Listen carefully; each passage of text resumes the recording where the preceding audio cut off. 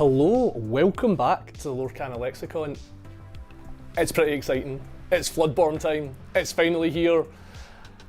It honestly feels like it's been so long waiting for this, but in reality it's been such a short amount of time. I was going to have some preamble, but I just want to get tore right into this. The nice thing, the first thing I noticed about these boxes actually is they're starting to seal the sides now. Used to be that was the issue.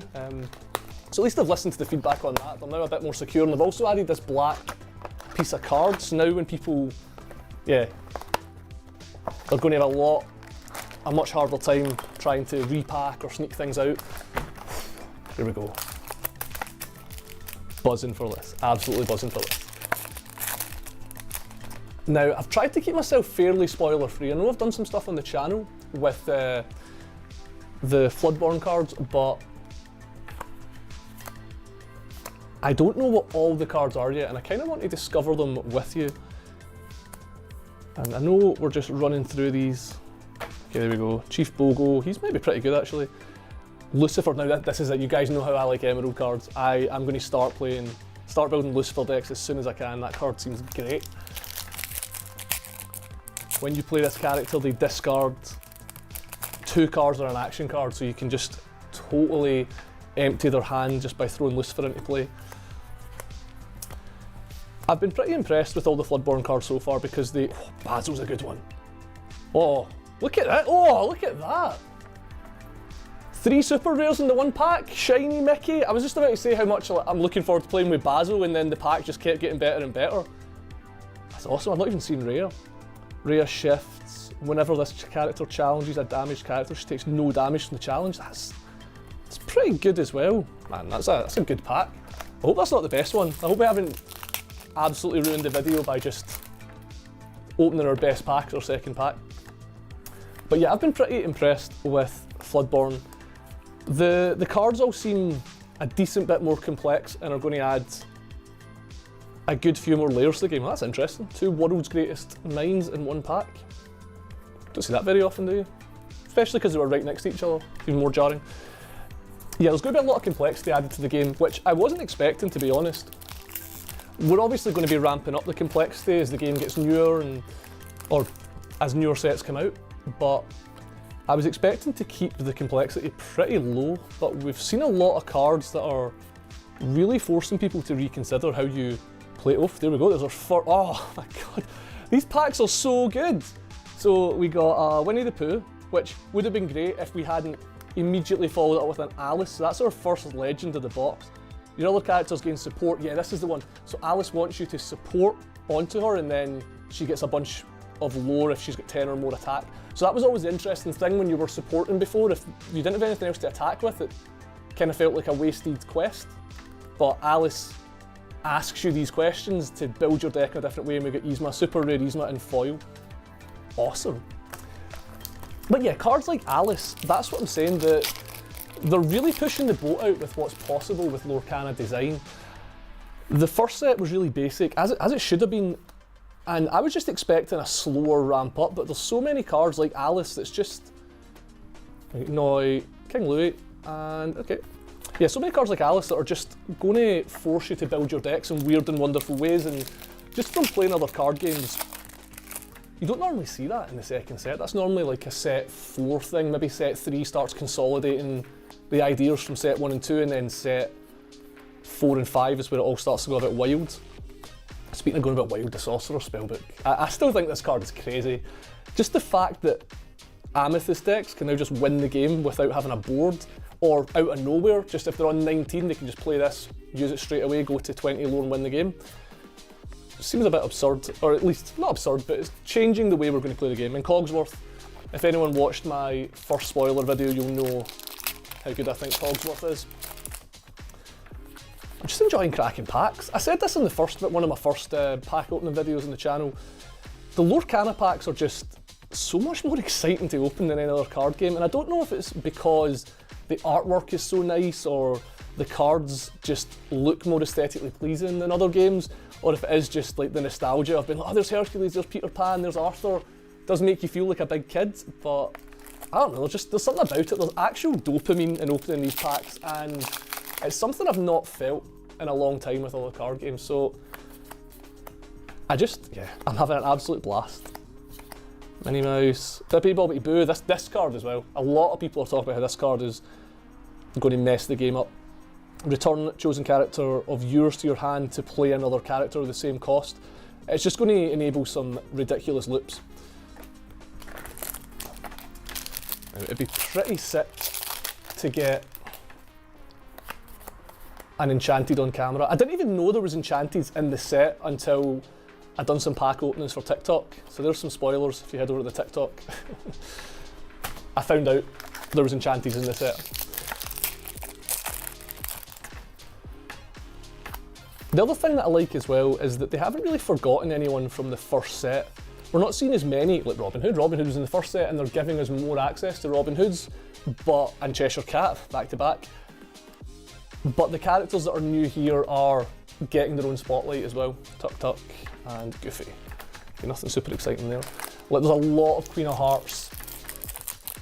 There's a lot more for the Beast to be doing in this set, which is great. There's a lot of rares. So it does feel like their priorities are in the right place and that they're doing a really good job. The Merlin and Madam Mim stuff as well, just while we're talking about archetypes that are getting built in. That's one of the first ones I'm going to try. Ratigan, oh my god, after saying that, we did it! There it's there! It's another one! I say another one, you've not seen the other ones yet. Jesus, okay, I'm going to need to put that somewhere very safe. I don't want to leave this set. And yeah, I don't want to leave the set in case, okay.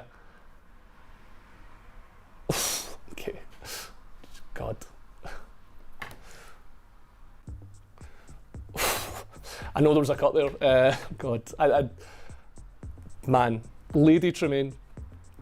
Jesus. Oof. Okay, I'll put that right over there, so I hope nothing happens to it. Yeah, I don't even care about the rest of the pack. What, Ratigan and Arthur? God, we got an Enchanted on the first box opening. That's really exciting. It's going to be really anticlimactic now, because now the rest of the pack is just the wind down from there, isn't it? Don't even know what she does. I'll look at it at the end. I'll need to get a sleeve. Man. I just said that as well, didn't I? Like, it'd be nice to open one literally the next pack. That's insane. And then follow up with a legend. Do you know, this is what I'm saying. I'm not even excited about opening this legendary beast anymore because of that Lady Tremaine. Ah. So good, so good. What does the beast even do? We get a shift. 3/5. At the start of your turn, if this character's no damage on it, I get to draw a card. Ah, okay, sure, yeah. So you get to draw extra cards every turn. Man. And this is what I mean. I just don't feel like that sort of excitement in opening the Enchanted and things really feels the same in other card games. But obviously, yeah, the arts are just fantastic as well. There's the Blue Fairy, because we get a bunch of Pinocchio cards in here as well. Sleepy Flute. Okay, there's just there. Let's use this Lady Tremaine. This is the same card, just not Enchanted. So 3/4, Quest for 2, Shift 4. When you play this card, each opponent chooses and banishes one of their characters. Okay, so if it comes in, they get edicted. They have to get rid of one of their characters. Does seem pretty good. Not going to lie though, even if it was bad, the Enchanted's still pretty exciting. Oh God. I wish there was a face cam now just so you can see this absolute cheeser I've got on. Kronk. Whoa, another legend. How many? This box is insane. I kind of don't want to open another box now. Like, I feel like I've hit my EV threshold already. So there we've got the legendary Madam Mim, the purple dragon. And like I said in my video on horror means, you quest for 4 lore, which is obviously really good. The only other card does that is Brave Little Tailor, but yeah, the downside of her having to return 2 other characters to your hand when you play her is maybe just too much of a downside. But another legend's nice.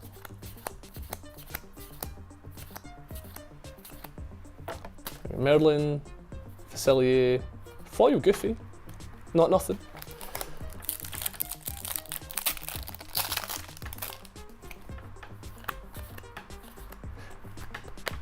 I'm so happy Pain and Panic are in this set. They were such an omission from the first set, weren't they? Like, when you've got Hades, you kind of need Pain and Panic, so I'm glad they've made the move. Merlin Goat, same problem as that Sorcerer's Book. King John, my boy! My boy. This is the first card I'm going to brew around. Make sure you subscribe if you want to see King John, Prince John related content. I am going to do so much with this card. This card is bonkers. The fact that he turns Hypnotise into a better Friends on the other side is just everything I want to be doing in a trading card game. Okay, skip these, skip these. Pack Tactics, Gruesome and Grim. Okay. Nothing exciting there. It's the thing about opening that Enchanted, I know I keep going on about it, but I'm so jazzed to have got one, is it's going to make the conversation at the end about how the box was feel a bit skewed. There you go, Evil Queen. Choose and discard a character card, gain lore equal to the discarded character's lore. That's pretty neat. That's pretty neat. This is one of the cards I hadn't seen before, actually. Tried to keep as spoiler-free as made sense. I like that card, that's cool.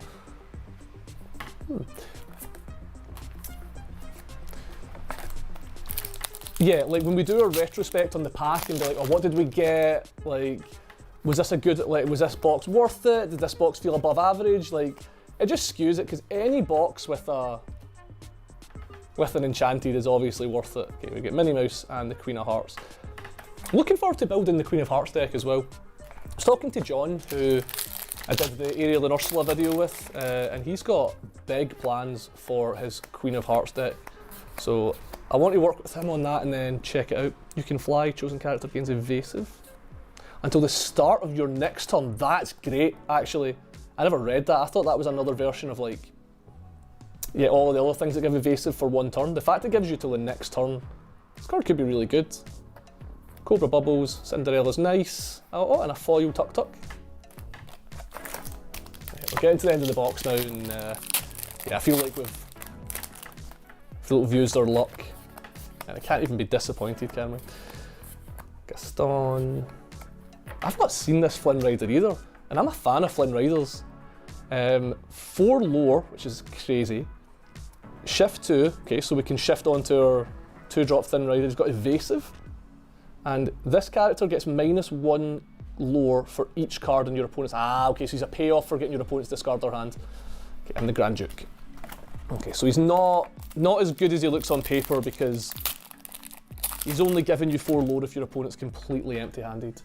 So giving your opponent choice isn't great in a card game. I mean, I guess, like, if they're not playing cards, you'll eventually win, but they can definitely negate Flynn Rider. There's Pinocchio, the like terror of this set, the card that everyone seems to think is going to ruin the game. 2-cost Pinocchio, questing for 3. I think he's fine. Right, 2 packs left. Don't think it's possible to get 2 Enchanteds. Falling down the rabbit hole.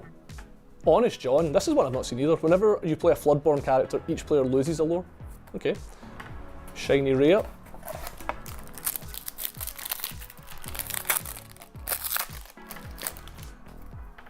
Pooh. Felicia. Math Cannon. Li Shang. Ring the Bell. Okay, we've got Dinner Bell. Oh, okay, the last pack. Oh, and another spellbook. Foil spellbook's nice. Got another legend right at the end of the pack. There's Mufasa. Big James Earl Jones himself. When this character is banished, you may reveal the top card of your deck. If it's a character card, you may play that character for free. It's pretty good. I don't know if it's a good way to set it up, but that's pretty good that when he gets banished, he resets himself. This card is not good. I'll go on the record saying it again. I know I upset some people in the comments when I said this card wasn't good the first time round. But yeah, I'm just not a big Dinner Bell fan. Anything that's just card disadvantageous, I'm just not a big fan of. Okay. Yeah, well, let's get this rubbish out of the way. Let's review our bounty. What have we got here? Rare, legend, rare. This felt like a good box. I don't know, I mean obviously it felt like a good box because we got what we wanted, but even outside of the Enchanted, it felt like our hit rate on supers and legends was pretty high as well. I guess we'll see. When we're done. Put these over here. Foil Goofy. Okay, Madam Mims, go with the Mufasa. We've got our other Lady Tremaine. We've got our Beast. Yeah, because I felt like people kept telling me with my previous box opening videos that I was getting really unlucky, just with how many legendaries I was opening. This one kind of feels above rate. That was a foil Yzma as well. Was this in the same pack as the Lady Tremaine? Did I not get excited about foil Yzma because of that? 4 legends. I need to go back and watch the VOD. Another foil. Foil. 2 foil supers is crazy. 1, 2, 3, 4, 5, 6, 7, 8, 9, 10, 11, 12. 13 super rares, 4 legends. And 1, 2, 3, 4, 5, 6, 7, 8, 9, 10, 11, 12, 13, 14, 15, 16, 17, 18, 19, 20, 21, 22, 23, 26, 27, 28, 29, 30, 31, 32, 33, 34, 35, 36, 37, and 37 rares. This is the thing about Lorcana, man. Every time I open a box, just because I'm used to playing games like Magic where you only get 1 rare, not for long though, play boosters are coming, but you only get 1 rare in a pack, just getting this many rares and legends and super rares, like 37, 38, 39, 40, 41, 42, 43, 44, 45, 46, 47, 48, 49, 50, 51, 50, 53, 54. We only opened 24 packs and we've got 54 like rare pieces of cardboard in front of us, never mind this, my gal. I maybe need to do a Lady Tremaine video now. Kind of wanted to dress up like Cruella de Vil this time round, but oh, well, thank you for watching. That was exciting. That was exciting. Well, yeah, if you like this, yeah, give it a like. You should like it. There she's there. And if you want to see more like this, subscribe. I'm going to be doing a couple more box openings this week for launch week, and I've got a bunch of other content coming out surrounding the launch of the new set, and then I'll have all the regular gameplay content in the following weeks. So if you want to come and be there for all that, slap a wee subscribe, tell me what you think in the comments, and I will talk to you later. Thank you so much for hanging out with me. Keep thinking happy thoughts, folks, and I will catch you later.